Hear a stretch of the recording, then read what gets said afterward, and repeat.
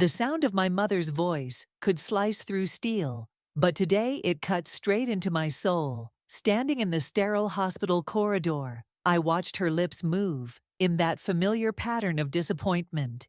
Each word a precise incision. How dare you show up 3 hours late? Your sister needed you here. I'm Riley, and I've spent 28 years learning that need is a flexible concept in my family. The emergency text about Mia's latest crisis had pulled me from a crucial board meeting, but apparently breaking the sound barrier wasn't good enough. I came as soon as I could, I said, keeping my voice level. The meeting. Always meetings. Always excuses. Mom's fingers drummed against her designer handbag, a nervous tick I knew too well. While your sister was having another episode. What kind of episode this time? The words slipped out before I could stop them, sharper than intended. Mom's face hardened. Don't you dare minimize what Mia goes through. You have no idea. Karen, Dad's quiet voice, interrupted from where he sat, his newspaper creating a barrier between him and the situation. Classic Tom Turner conflict management. I caught a glimpse of Mia through the examination room window, perched on the edge of the bed in her perfectly coordinated outfit, not a hair out of place. Some emergency. The doctor says it's stress-induced, Mom continued, her voice dropping to that theatrical whisper she used when discussing Mia's health. Her blood pressure is probably fine, I muttered, earning a glare that could freeze hell. Dr. Mitchell wants to run more tests, Mia called out, her voice carrying that familiar tremor that always seemed to appear when she needed something. Evan's worried sick. Of course he was. Poor Evan, my sister's latest defender, probably pacing his office floor right now, completely unaware of the game he'd been drafted into. I can't keep dropping everything every time, I started. Every time? Mom's voice rose an octave. When was the last time you actually showed up? Christmas. Oh wait, you were in Singapore. Tokyo, I corrected automatically. It was a merger. It was family, she snapped. But I suppose that doesn't mean much to you anymore. The fluorescent lights buzzed overhead, a monotonous drone that matched the pounding in my head. A nurse walked past, pretending not to notice our family drama playing out in public. Again. I have responsibilities, I said, trying to keep my voice steady. A career that, and we don't count as responsibilities? Mom's eyes welled up with tears, right on schedule. Your sister needs support, real support, not just when it's convenient for you. I watched Mia through the window again. She caught my eye and gave a small wave, all innocence and vulnerability. But there was something else there, something in the slight curve of her lips that made my stomach twist. I need to get back to the office, I said, already reaching for my phone. Of course you do. Mom's voice dripped with disappointment. Go on, abandon your sister, again. The word abandon hung in the air like poison. I felt my fingers tighten around my phone until my knuckles went white.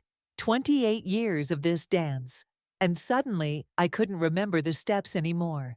You know what? I turned back, something breaking loose inside me. Next time, try telling me what's really wrong instead of manufacturing another crisis. Mia's face appeared in the doorway, eyes wide with practiced shock. How can you say that? But I was already walking away, my heels clicking against the linoleum, in a rhythm that matched my racing heart. Behind me, I could hear Mom's voice rising, could practically see Dad disappearing further behind his newspaper. This time was different though. This time, I wasn't just walking away, I was walking toward something. Because in that moment, watching Mia's perfectly orchestrated performance, I finally saw the truth. Some families don't deserve loyalty. Some families need to be dismantled, piece by carefully constructed piece, and I knew exactly where to start. 3 days after the hospital incident, my phone lit up with Mia's name. I watched it buzz across my desk, counting the rings until it stopped. 30 seconds later, Mom's number appeared, like clockwork. Your sister's been trying to reach you, Mom said when I finally answered. I'm in the middle of something. I shuffled paper on my desk, though she couldn't see me. Old habits. She wants to apologize. Mom's voice softened into that honeyed tone she used when setting her traps. We're having dinner tonight. Your father's grilling. The mention of Dad's grilling was calculated. It reminded me of better times, before Mia's conditions consumed our lives, before every family gathering became a performance. I have plans with Lily, I lied. Cancel them. Not a request. Family comes first, Riley. You used to understand that. I glanced at my computer screen, at the email I'd been drafting to our company's board. The promotion I'd been chasing was finally within reach. I'll think about it. Don't think, come home. A pause. Please. The please almost got me. Almost. Fine. 7. 6, she corrected.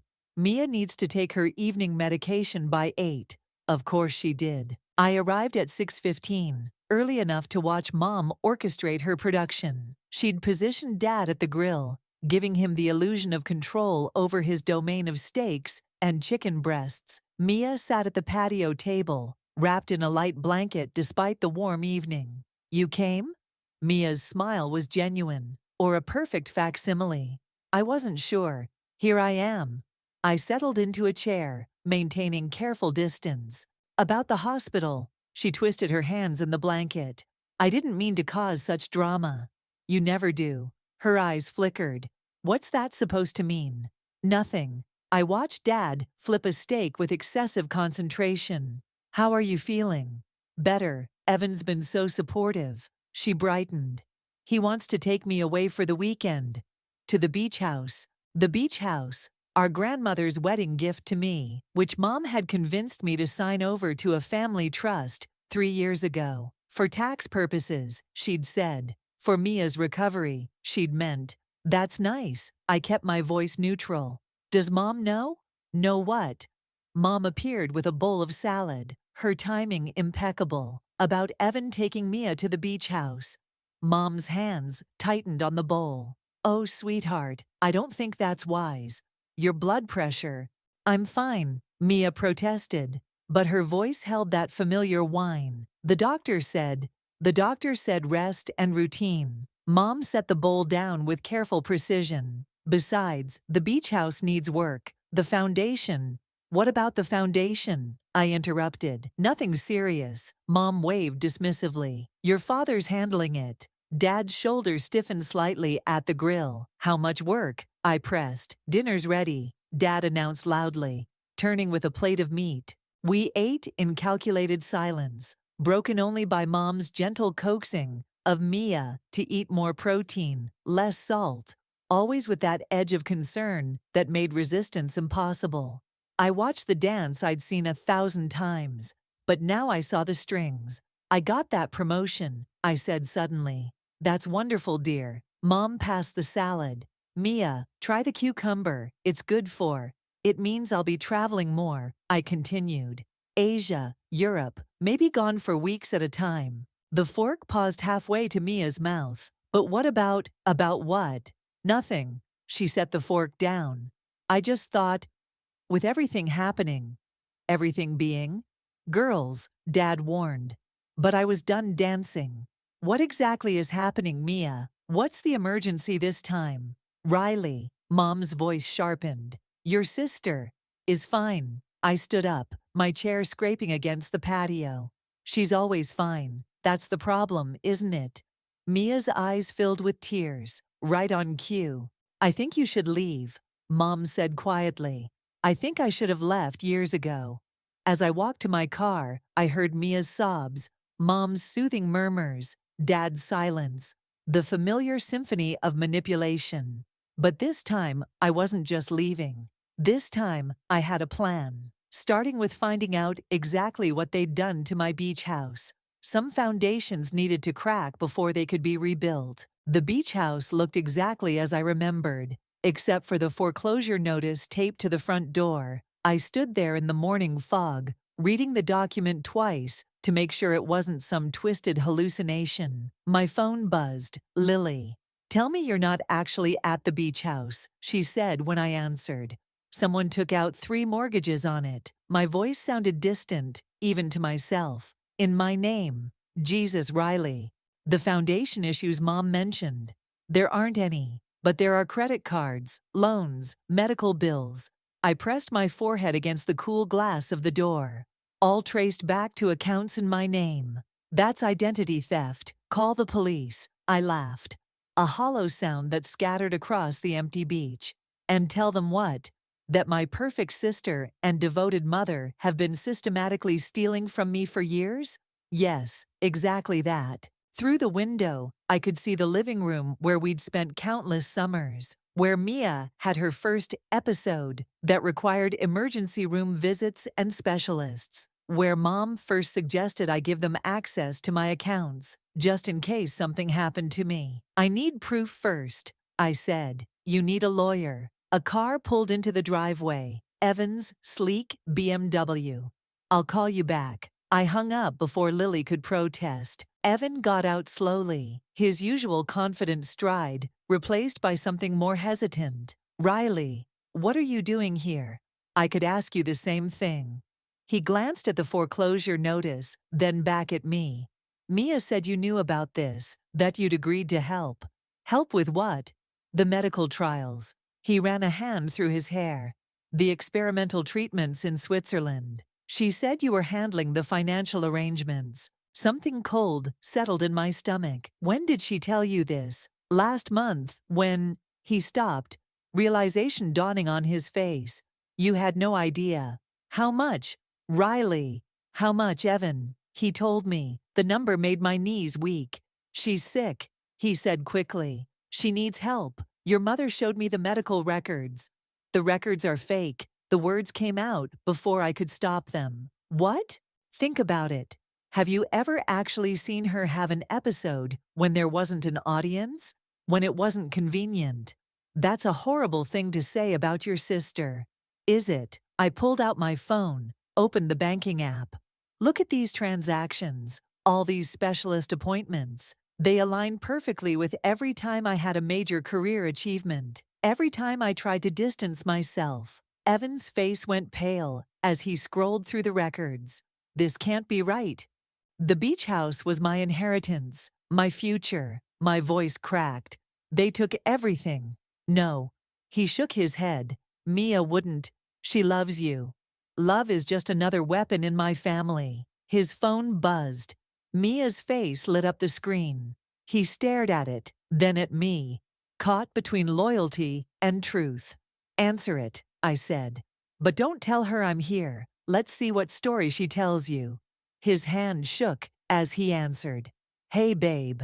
I watched his expression change as he listened, saw the moment doubt crept in. Mia's voice carried faintly through the speaker, spinning tales of emergency appointments and needed funds. When he hung up, he looked years older.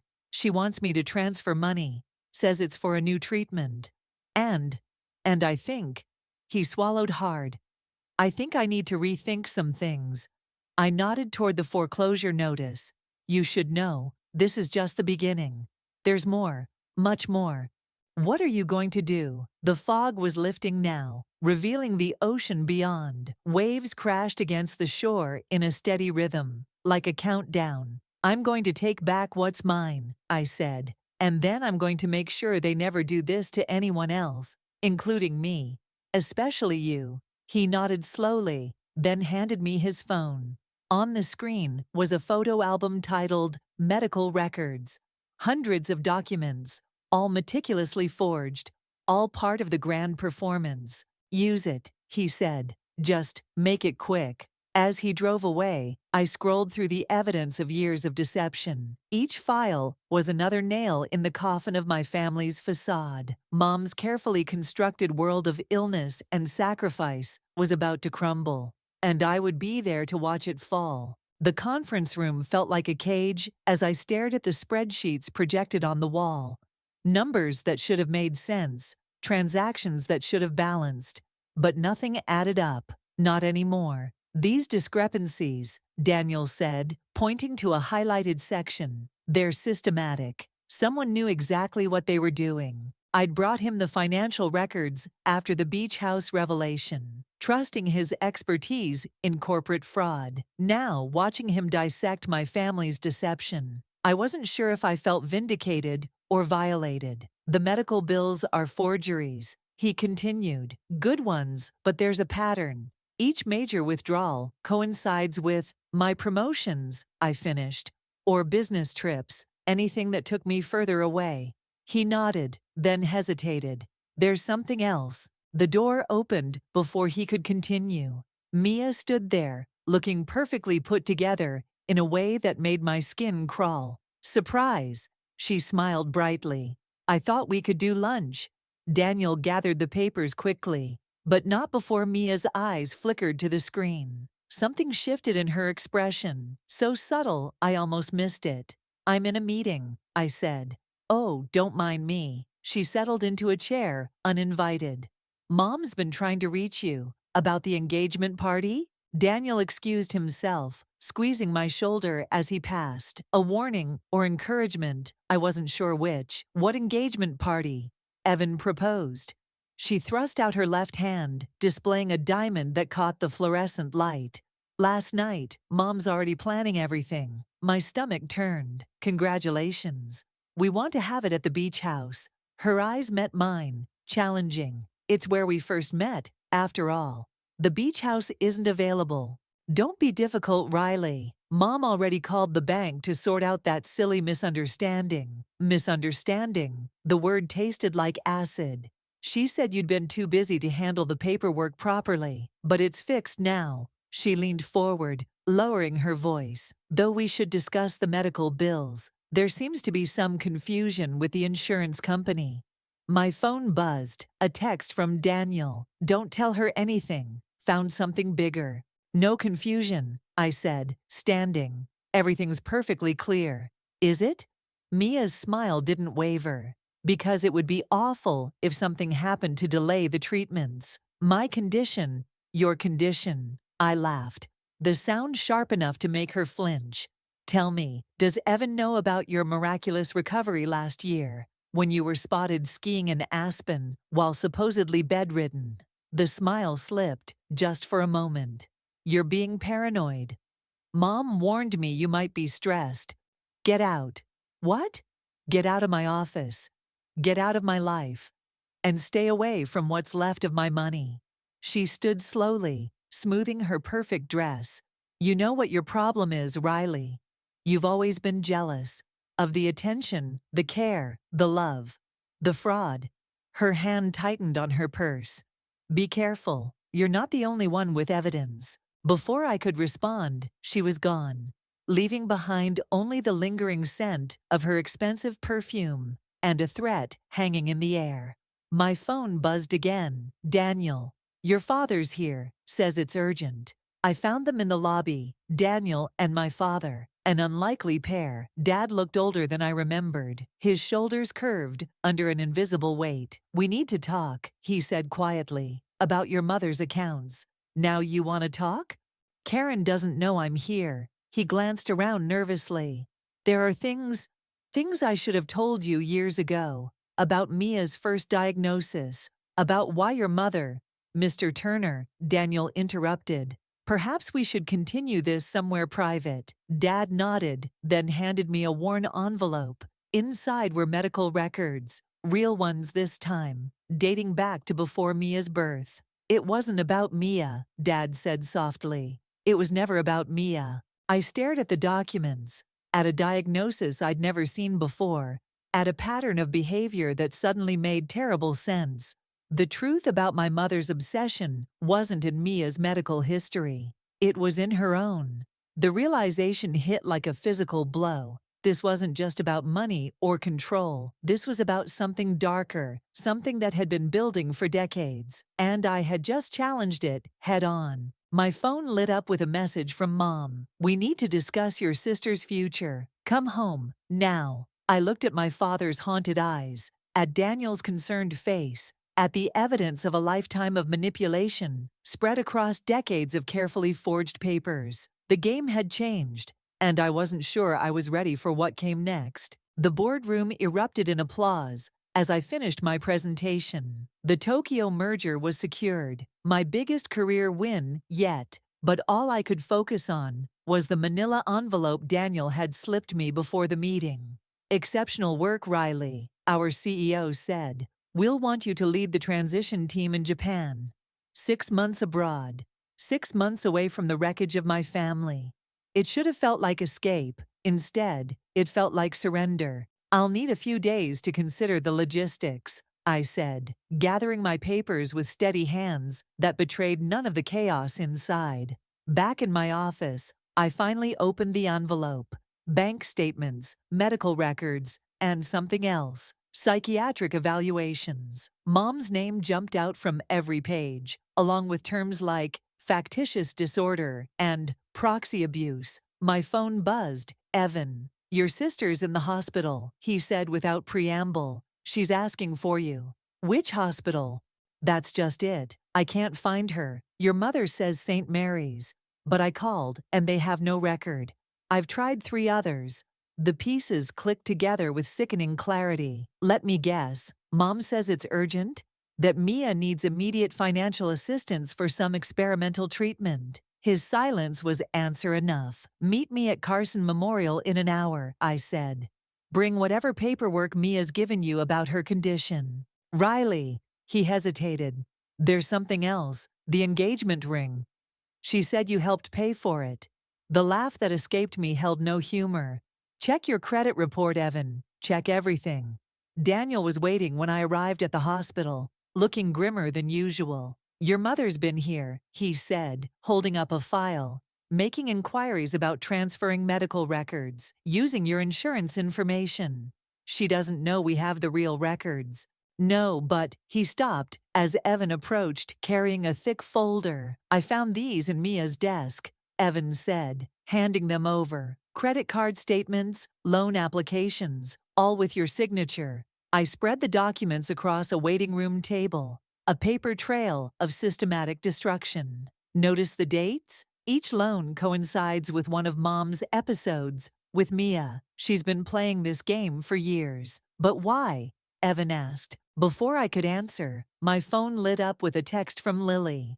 Your mother just left my office. She's looking for character witnesses for some kind of competency hearing about you. The pieces of Mom's endgame finally aligned. The Tokyo promotion wasn't just timing, it was ammunition. She'd use my absence, my abandonment of Mia, to prove I was unfit to manage my own affairs. With the falsified medical records and forged financial documents, she could take control of everything. She's making her move, I said, showing them the text. She thinks she's winning. What are you going to do? Evan asked. My phone buzzed again. Mom, Mia's condition has worsened. Come home immediately. Bring your power of attorney paperwork. I looked at the psychiatric evaluations, at the decades of manipulation documented in clinical terms, at Evan's devastated face as he realized the depth of deception, at Daniel's quiet determination to help expose the truth. I'm going to give her exactly what she wants, I said, already dialing. Mom, I'm on my way, and I'm bringing everything. Oh, thank goodness, she breathed. Mia needs. I know exactly what Mia needs. I met Daniel's concerned gaze, and it's time we all faced the truth. I hung up before she could respond. The Tokyo contract sat unopened on the table, a future I'd worked years to achieve. But some battles couldn't be won by running away. Are you sure about this? Daniel asked quietly. Mom wants a competency hearing. Fine, but she's not the only one who can present evidence. I gathered the documents, each page another weapon in my arsenal. It's time to end the performance. What do you need from me? Evan asked, his voice stronger now. Be ready to testify about everything. I stood, feeling the weight of years of deception finally lifting. The engagement party next week? It's going to be quite a show. As I walked out of the hospital, my phone lit up one last time. Mia, whatever you're planning, remember, I know where the bodies are buried too. I smiled, thinking of the evidence safely gathered, of the trap about to spring shut. So do I, little sister, so do I. The storm wasn't just gathering anymore, it was here, and I was done running from it. The engagement party transformed our family home into a theater of lies. Crystal glasses caught the evening light, casting prismatic shadows across faces I'd known all my life. Faces that suddenly seemed like masks. Mom had orchestrated everything perfectly, of course. The catering, the flowers, the strategic placement of Mia's medical equipment in the corner, subtle enough to avoid distaste, visible enough to remind everyone of her condition. "You came," Mia's voice carried across the foyer as I entered. She wore white, angelic and pristine. Evan's arm protectively around her waist. "Wouldn't miss it." I handed her a small gift box. Something old, something borrowed. Her fingers trembled slightly as she opened it. Inside lay our grandmother's sapphire ring, the one Mom had claimed was lost years ago. The one I'd found in a safety deposit box under a false name, along with decades of financial records. "Where did you—" "Riley." Mom's voice cut through the moment. "Help me with the champagne, dear." In the kitchen, she gripped my arm with manicured fingers. "What are you doing?"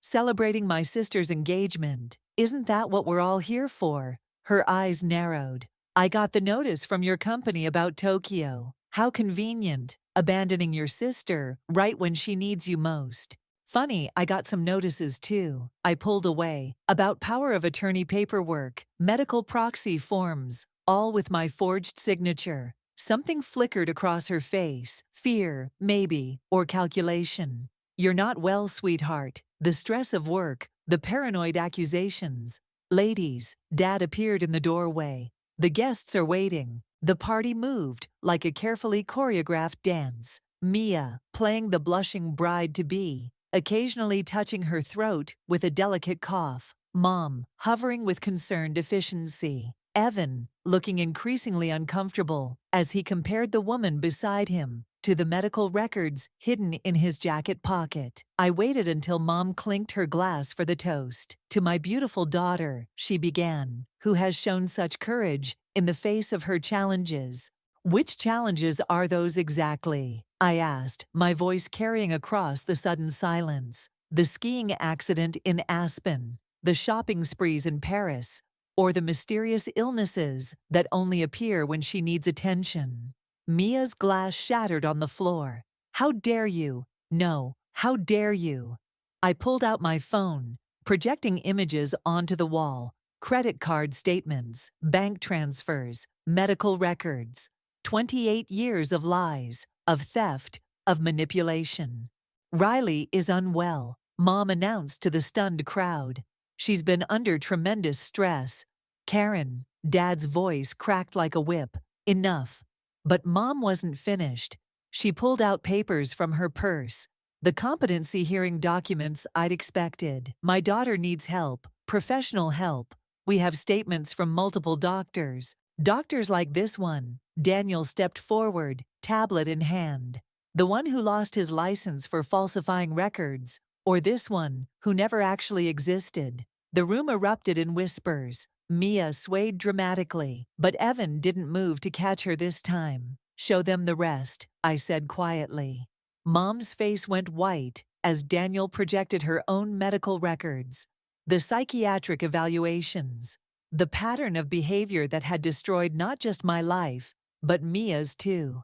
"You're lying," Mia screamed. But her voice held a different kind of tremor now, the sound of a house of cards collapsing. Then Mom played her final card. "Tell them about the baby, Riley." The room froze. My carefully constructed plan wavered. "The one you lost," she continued, voice dripping with false sympathy. "The one that drove you to this paranoid breakdown." I hadn't lost a baby, but as the guests turned to stare, as doubt crept into their expressions, I realized Mom had outplayed me. She'd created a narrative so perfect, so tragic, that my evidence looked like the desperate actions of a grieving woman. "The medical records," I started. "Proof of your decline," Mom said smoothly. "We tried to help quietly, but clearly that's no longer an option." Evan stepped forward, but Mia caught his arm, tears streaming perfectly down her cheeks. The guests began to murmur sympathetically. I watched my revenge crumble as Mom wove her greatest performance yet. In trying to expose their lies, I'd given them exactly what they needed, a public platform to destroy me. The last thing I saw as security led me out was Dad's face. Not sympathetic, not angry, but something worse.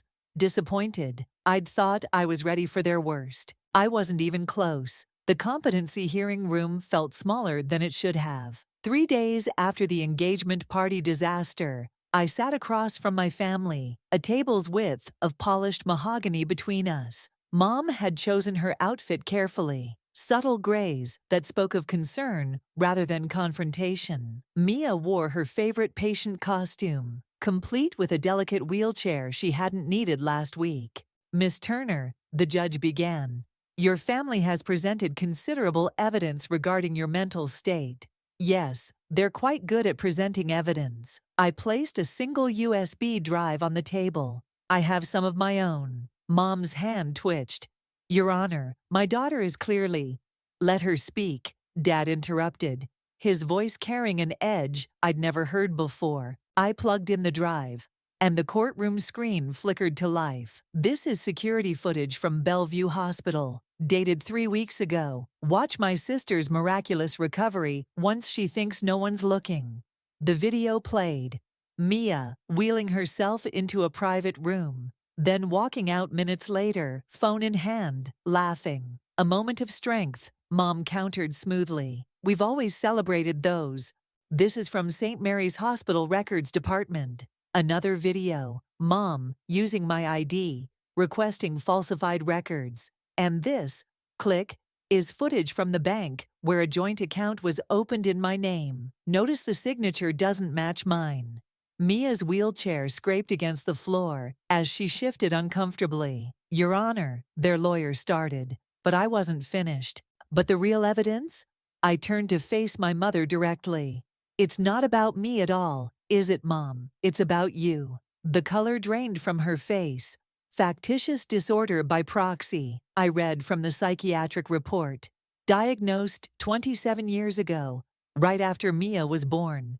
You weren't just making her sick, you were making yourself sick through her." "That's enough," Mom snapped, but her voice trembled. "The difference is, I have real doctors' signatures, real hospital records, real proof of decades of psychological abuse." "You ungrateful," Mia started to rise, but Evan caught her arm. "Tell them about Aspen," he said quietly. "Tell them about the credit cards." The room went still. This wasn't in my plan, wasn't part of the calculated exposure I'd prepared. "Evan, please," Mia whispered, but he was already pulling out his phone. "I tracked every transaction," he said. "Every emergency withdrawal. Every time you used Riley's accounts for shopping sprees while claiming medical treatments."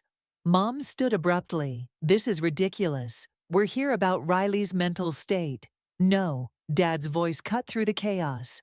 "We're here because you couldn't stand losing control." He pulled out a folder, one I'd never seen before. "I've kept records too, Karen. Every manipulation, every lie.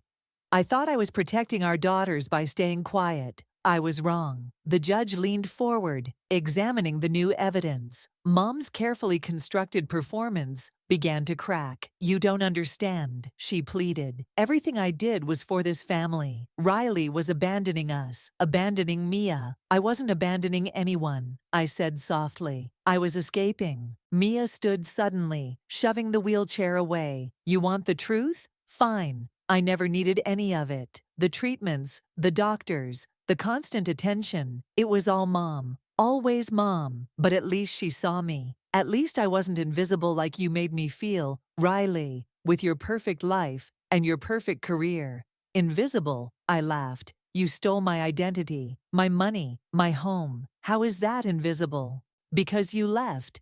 She was crying now, real tears for once. "You got out, and I couldn't." The revelation hit like a physical blow. In all my plans for revenge, I'd never considered that Mia might have been as trapped as I was. "Your Honor," Daniel spoke up from the gallery, "I have additional financial records that prove systematic fraud." "That won't be necessary." Mom's voice had changed, becoming something small and strange. "I can explain everything." But as she began to speak, began to spin one last desperate tale, The judge held up his hand. "I've heard enough." He looked at each of us in turn. "This court finds clear evidence of long-term psychological and financial abuse. Miss Turner, you'll have full control of your assets restored. As for the rest," I barely heard the rest of his ruling. I was watching my mother's face as her carefully constructed world finally irrevocably shattered. Sometimes revenge doesn't taste like victory. Sometimes it tastes like ashes and lost chances, and the death of something that never really existed at all. The beach house stood empty, winter waves crashing against the shore. I'd spent the morning removing the foreclosure notice, reclaiming what was mine. But ownership felt different now, heavier somehow. My phone buzzed. Mia's name appeared on the screen. The first contact since the hearing 3 days ago.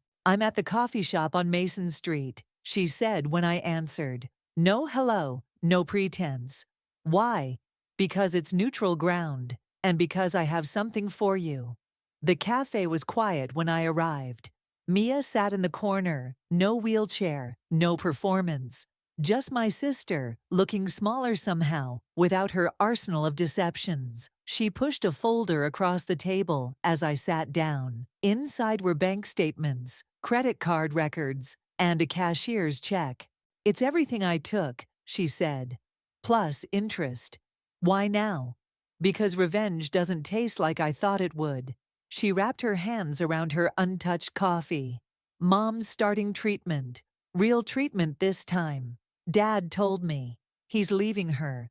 Her voice cracked slightly. "After 30 years, he's finally choosing himself." I thought of Dad's quiet strength in the courtroom. The years of silent documentation that had finally broken Mom's hold over all of us. "Evan's gone," Mia continued. "He left yesterday. Said he needed time to figure out who he was without all of this." "And who are you?" "Without all of this."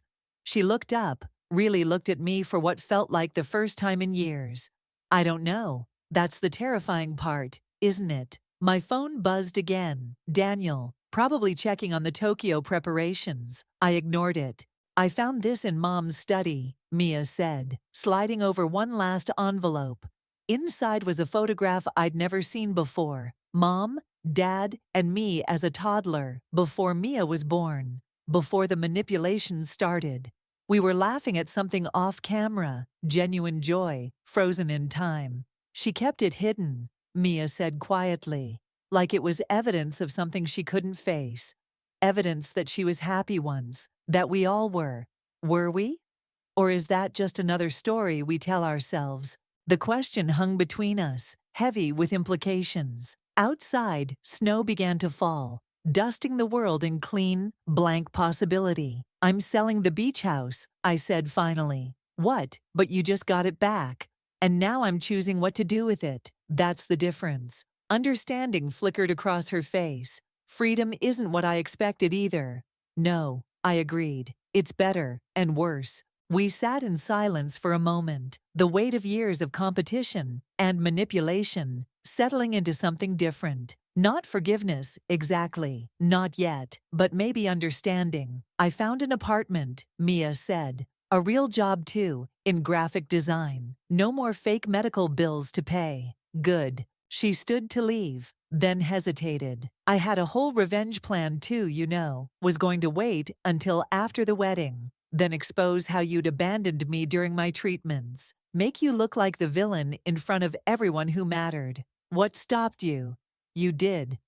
By beating me to it. By being braver." She smiled slightly. Always the overachiever. As she reached the door, she turned back one last time. "The thing about mirrors, Riley. Sometimes they show us what we're afraid to see in ourselves." I watched her walk away. No limp, no performance. Just my sister, finally writing her own story.